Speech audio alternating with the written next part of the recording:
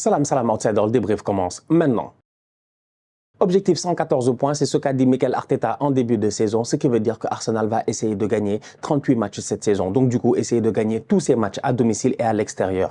Deuxième journée de championnat, Arsenal se déplace à Aston Villa. Franchement, en toute honnêteté, ce début de championnat n'est pas facile. Cependant, Aston Villa, nous tous, on le sait, c'est la bête noire d'Arsenal en 2024. Pourquoi? Parce que s'il y a une équipe qui a réussi à nous battre en championnat en 2024, c'est bien Aston Villa. Au-delà de cela, la saison passée, ils nous ont tapé à domicile et à l'extérieur. On a joué 2 fois contre Villa, ils ont pris 6 points contre nous, ils ne nous ont pas respectés. Aujourd'hui, on vient chez eux, en toute honnêteté, il y avait de l'engagement, le match était saccadé, énormément de fautes. Dès le début de la rencontre, on l'a vu. Cependant, si Aston Villa était en train de chercher une rivalité, aujourd'hui, ce qu'ils ont trouvé devant eux, c'est une équipe soudée, à l'image de Ben Blanc, Ben White, ce bandit. Ce gangster, William Saliba n'a absolument rien demandé. McGinn vient, il lui boule le ballon dans l'estomac. Saliba se lève pour essayer de se battre et à ce moment-là, qui vient pour bouler le ballon sur la tête de McGinn, c'est bien Ben Blanc. C'est une action qui est anecdotique, mais c'est une action qui te montre qu'Arsenal est une équipe, comme je dis,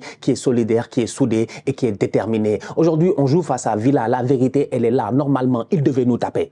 On ne va pas essayer de beaucoup parler. Je ne sais pas, chacun fait l'analyse qu'il veut du match, mais Villa devait nous taper. Ils doivent nous taper. Ne me parlez pas de la baraka du champion. 1, 2, 3, ouais, la baraka du champion. La baraka du champion, c'est quand tu es sur le point d'être champion. C'est en fin de saison. Franchement, là, il n'y a pas de baraka du champion. C'est la deuxième journée. Aston Villa doit prendre les 3 points. Aston Villa doit battre Arsenal. Cependant, Aston Villa, offensivement parlant, ils ne s'en sortent pas. Ils ne sont pas précis. Je ne comprends pas. Oli Watkins, il y a un ballon. Normalement, c'est un but. 2. Watkins doit avoir 2 buts. Le Watkins qui met plus de 20 buts la saison passée. Le Watkins qui est exceptionnel la saison passée. Qui en plus de ça avait crucifié Arsenal. C'est ce même Watkins qui arrive aujourd'hui, qui rate 2 occasions, mais des buts. Je ne peux pas dire autre chose que des buts. Des BUTS. Des buts. En fait, plat du pied, sécurité, le boy a frappé à côté. La tête. Raya est mort là. Raya, il est mort. Il est à terre. Claque ta tête. Il claque la tête, Raya vient faire l'arrêt. D'ailleurs, Raya, il est à saluer. Je pense que c'est l'homme de ce match-là. Il a fait une rencontre exceptionnelle, sensationnelle. Il a sorti des arrêts venus de nulle part. Des arrêts qui ont permis à Arsenal de tenir le 0-0 pendant très longtemps. Pendant exactement 67 minutes. C'est à la 67e que, heureusement, Trossard est venu pour claquer un but après que Martinelli soit sorti. C'est-à-dire qu'à un moment donné aussi, sincèrement, le mercato n'est pas terminé. On est à la deuxième journée. On est là à vouloir parler de 114 points et tout. Mais il faut se donner les moyens de nos ambitions. À Manchester City, ils ont un attaquant, il s'appelle Haaland. Ça fait 2 journées, il a mis 4 buts. Il n'a aucun problème. À Manchester City, ils ont un de leurs meilleurs joueurs au milieu de terrain, qui est normalement la boussole de cette équipe qui s'appelle Rodri, qui n'est pas là. Et jusqu'à présent, je ne vois pas une équipe qui a l'air déstabilisée, qui a l'air paniquée. Donc à un moment donné, sincèrement, aidons-nous et le ciel nous aidera. Arsenal, s'il vous plaît, on a besoin d'un attaquant. Il me faut un 9. Mais je suis fatigué, il me faut un 9. En fait, il faut faire quoi là pour avoir un 9? Il faut faire quoi pour avoir un 9? On a besoin d'un 9. Moi, j'en ai marre. Franchement, j'en ai marre. On ne peut pas faire des omelettes sans casser des œufs. On ne peut pas gagner la première ligue sans avoir un 9. Franchement, tu ne vas nulle part. Il te faut un 9. Sinon, tu t'appelles Jürgen Klopp et tu as Firmino, Mané, Salah et les 3 ensemble, ils font un 9. Mais sinon, tu ne t'en sors pas. Aujourd'hui, face à Aston Villa, je vous assure que Arsenal s'en sort. On gagne, oui, certes, 2-0, but de Trossard. Top rentrée de sa part, j'en parlerai. But de Thomas Partey, top performance de sa part, il n'y a aucun problème. Cependant, regarde un tout petit peu le match, regarde les occasions qu'on se crée. On arrive dans la défense, devant la défense de Villa, on fait des passes et tout, on ne trouve pas la passe qu'il faut, on ne trouve pas le point de fixation. Kai Havertz, il part en 1 contre 1, on l'envoie, je dis bien, dans la profondeur, il part à la perfection, il rush sa passe, il va trop vite. Prends ton temps, il rate sa passe. Il rate sa passe, il y a but là-bas. Un tout petit peu, calmement. Je vous dis, pendant 60 minutes, pendant 1 heure, je suis là, je regarde le match et je me dis, mais en fait, on peut jouer jusqu'à demain, peut-être on ne marque pas. Peut-être on ne marque pas. Parce qu'on n'a pas d'attaquant. Et à un moment donné, je suis désolé, un club comme Arsenal, qui a l'ambition d'Arsenal d'aller gagner la Ligue des Champions, je le dis parce que c'est vrai, je veux qu'on la gagne un jour, voilà. Et aussi la Première Ligue, on a besoin d'un attaquant. Donc le mercato n'est pas terminé, il faut essayer d'aller claquer de l'argent sur quiconque a envie de venir, que ce soit un Osimhen, comment il s'appelle l'autre là, un Isaac, un Gyökeres, je ne sais pas, mais on a besoin d'un point de fixation, d'un neuf méchant. Je te dis qu'en ce moment, même si tu me donnes full Krug, je prends, peut-être je prends.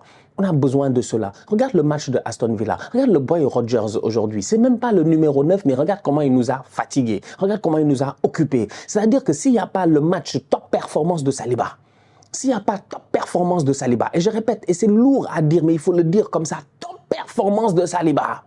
Si Saliba ne fait pas le Salibandi, mais aujourd'hui, on est mort. On est mort. Les Rodgers, tout ça, ils ont claqué des buts.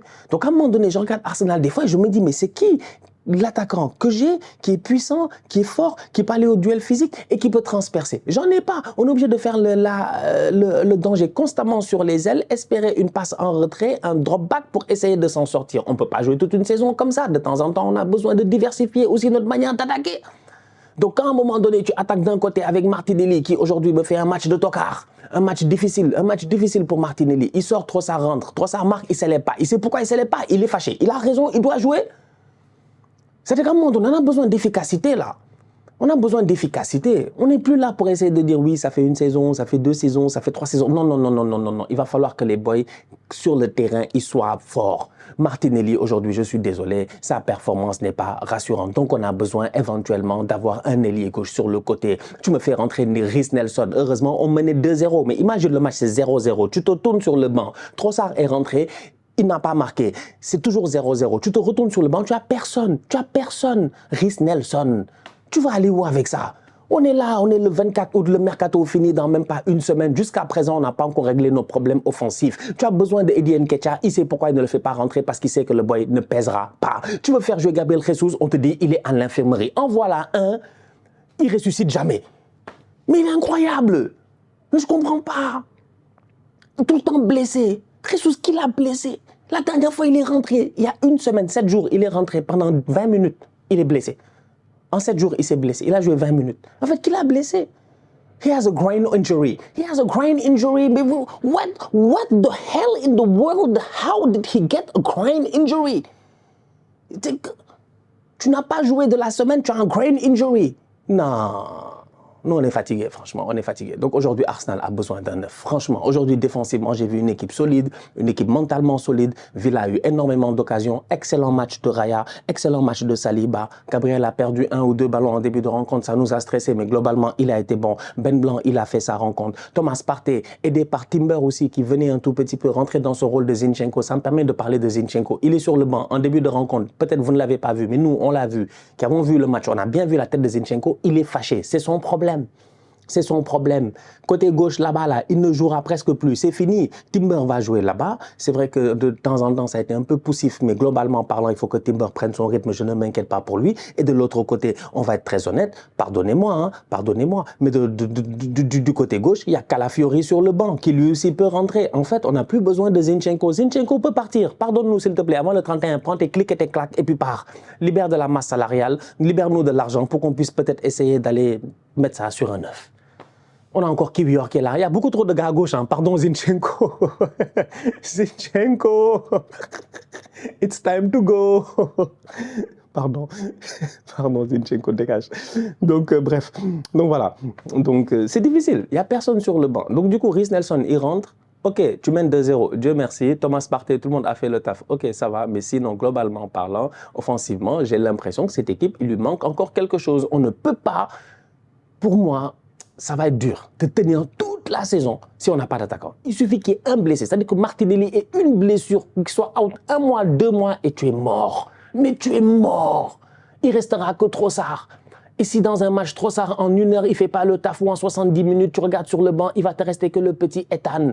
Vas-tu lancer Ethan comme ça à 17 ans, le jeter comme ça en pâturage? Non. Donc, il faut recruter. Mikel Merino, c'est bien. Mais on a assez de joueurs au milieu, c'est bien, il n'a qu'à venir renforcer tout, les Jorginho, tout ça, ils sont là. Mais moi, j'ai besoin d'un buteur, un méchant, un gars qui, quand il rentre sur le terrain, la seule chose qu'il est venu faire, c'est prendre le ballon et le mettre derrière la ligne, dans les filets. C'est tout. C'est ce qu'il manque pour moi, à mon humble avis, à Arsenal. Sinon, globalement parlant, mentalement parlant, ils ont fait aujourd'hui une top performance, mentalement. Parce que le match était dur. Le match était dur, mais ils n'ont jamais abandonné. Ils sont restés concentrés et jamais ils se sont dit, ouais, non, non, ils sont restés concentrés, ils ont continué à tenter. On a failli encaisser des buts plusieurs fois, mais ça ne nous a pas fait paniquer. Et ça, c'est important. Ça, c'est important. C'est une équipe qui prend en maturité. C'est une équipe qui connaît son rôle, qui sait ce qu'elle doit faire. Gagner la première ligue. C'est tout. Je vous ai dit, cette année, on n'est pas là pour beaucoup parler. On est là pour faire. Mais pour faire aussi, il faudrait qu'Arteta cède. Et pour céder, il faudrait quand même. Et pour que le ciel t'aide, il faut t'aider toi-même. Donc, il me faut un 9. Voilà.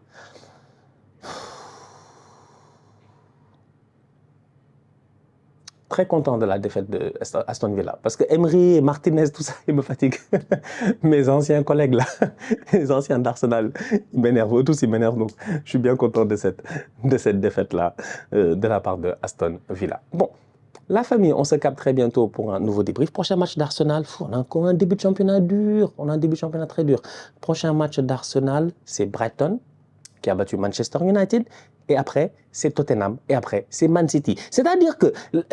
Et après, c'est Leicester avec Jamie Vardy qui est de retour. C'est-à-dire que franchement, la Première Ligue, contre notre succès, contre notre succès, un début de championnat, mais je te dis, si après les 5 premières journées, tu t'en sors, mais si tu fais 15 points après les 5 premières journées, ce serait incroyable. Mais bon, pour le moment, il reste Brighton, Tottenham et City à suivre.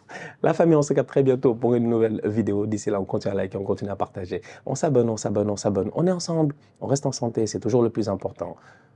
Tous outsiders.